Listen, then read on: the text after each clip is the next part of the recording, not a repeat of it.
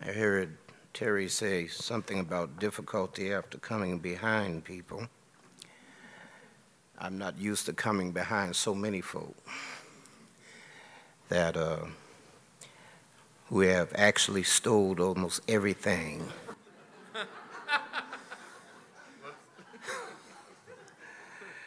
I was going to say. So I guess I really have to improvise.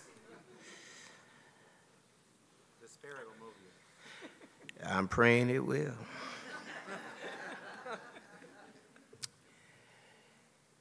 We are here,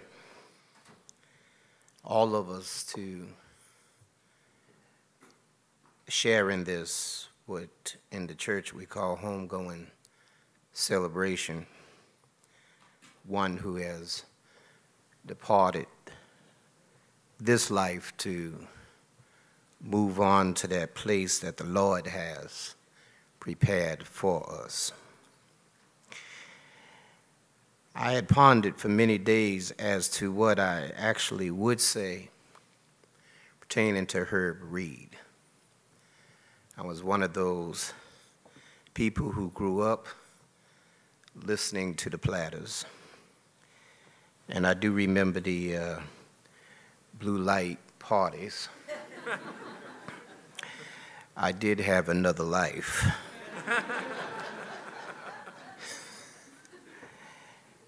And many tunes that they brought forth to us, I enjoyed thoroughly. When I was asked to do this, I thought about it and I said, I cannot believe that I'm being asked to eulogize somebody who I've admired for many, many years.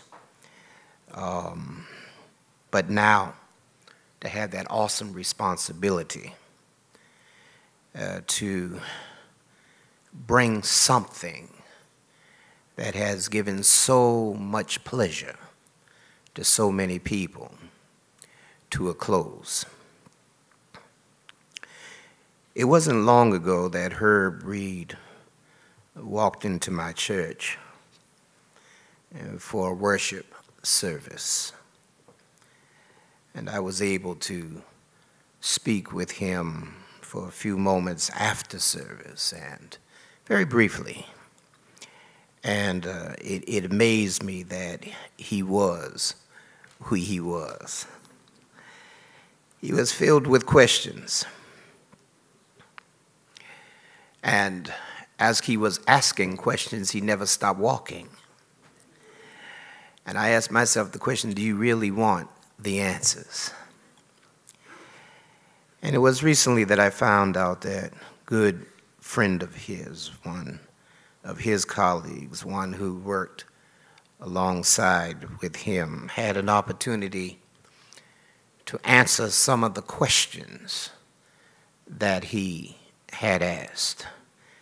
In times like these, when it appears you're close to taking your last breath, you begin to think of your life. You begin to ask questions about the future. Questions such as, does God really exist? Is there a place for me in the kingdom? Can I be saved? And so many of us, if we have not asked these questions, will ask these questions in time. For truly, to the very end, we are concerned about our welfare. We're concerned about where we eventually will wind up.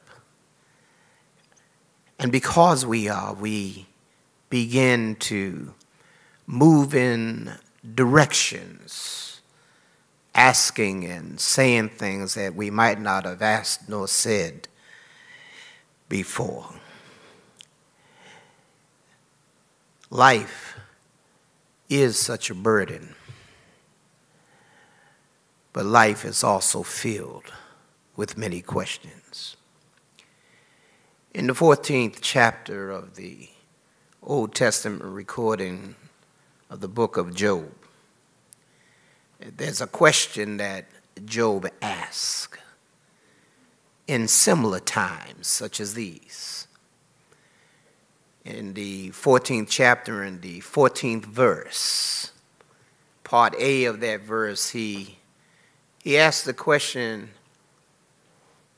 if a man dies, shall he live again? This, in essence, was one of the questions that Herb had asked not too long ago.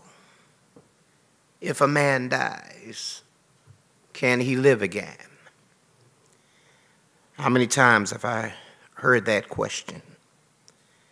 And how many times have I tried to answer it? The answer, unfortunately, does not come from human lips, for the answer only lies in one hand. When you look back and think about your accomplishments, and Herb had many accomplishments, when I read the record and saw all of the achievements that had been made, and people not here, and had been noted, just not here in the United States but abroad, who knew him by his music, if nothing else. They knew the music. Man who put smiles on so many people's faces, who inspired so many young people to do the same thing, especially if you were an historian and dug into his history and found out at 15 years old he went on a journey that not only changed his life, but changed so many lives of those who surrounded him. To actually wind up at some point of time in life, thinking about all that you have done, all you've achieved, all that people have said about you, to ask one question: if a man dies, shall he live again? Well, the answer is found in the 19th chapter of Job, verses 25 through 26.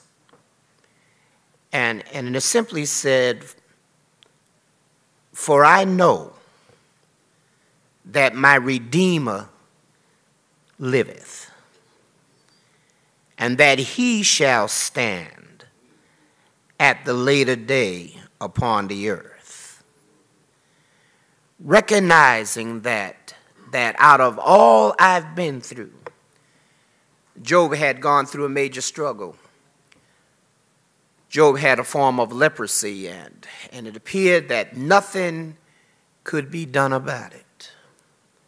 Job had lost nearly everything he owned: his family, his money, his farm. Friends had begun to turn their back on him.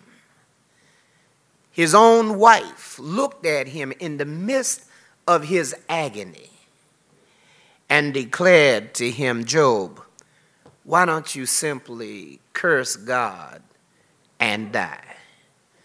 For truly this God that you believe in should have the authority or the power or the know-how to bring you up from under this tragic situation you're in.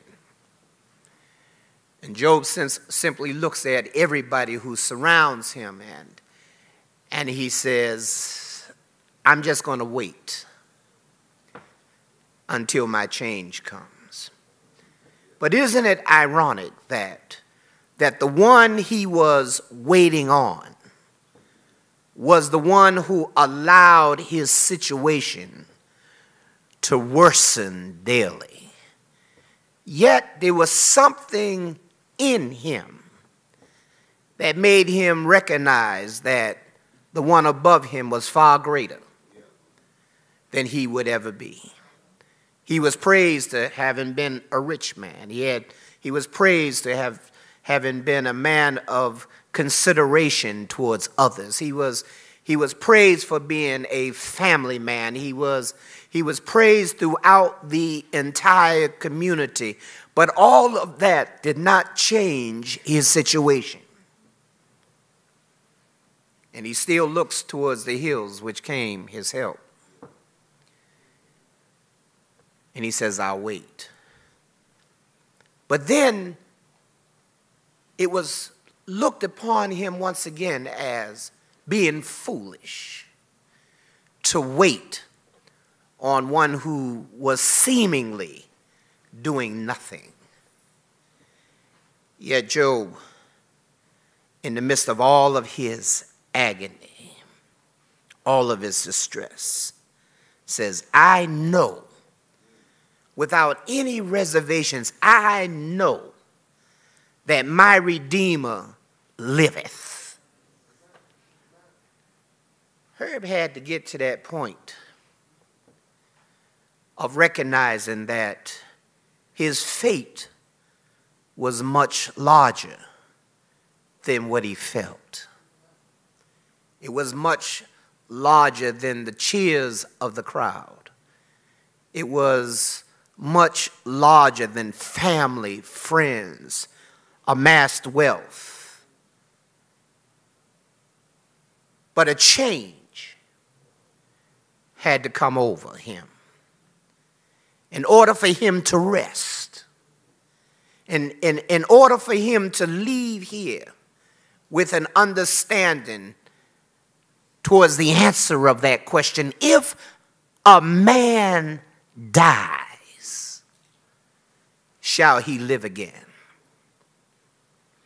And here the scripture says, yes. Why? For whosoever believeth in him shall not perish, but have everlasting life. I wanted to stand here and say a few words because I believe that he got the answer to his question through his friend, who challenged him, regardless of what he thought, regardless of what he believed. When he asked the question, is there room for somebody like me? Because my Redeemer liveth. If you simply believe in him, you shall not perish. I don't know, and none of us know, and none of us will know. But I do know that it was a question he was pondering over. I would like to believe that within his spiritual setting, he took it one step further. That if you believeth in him, because he lives, you shall not perish, but have everlasting life. And so we have come to celebrate the life. We have come to celebrate the legacy. We have come to say, so long, my friend. We have come to say goodbye. Herb was loved by many, more than we'll ever know. His music, I believe, will last forever. We have the memories, and we need to be thankful for the memories. We need to be thankful for what God implanted in this 15-year-old young man who caught a ride with a friend that changed his life and changed our lives. If a man dies, shall you live again? God bless you.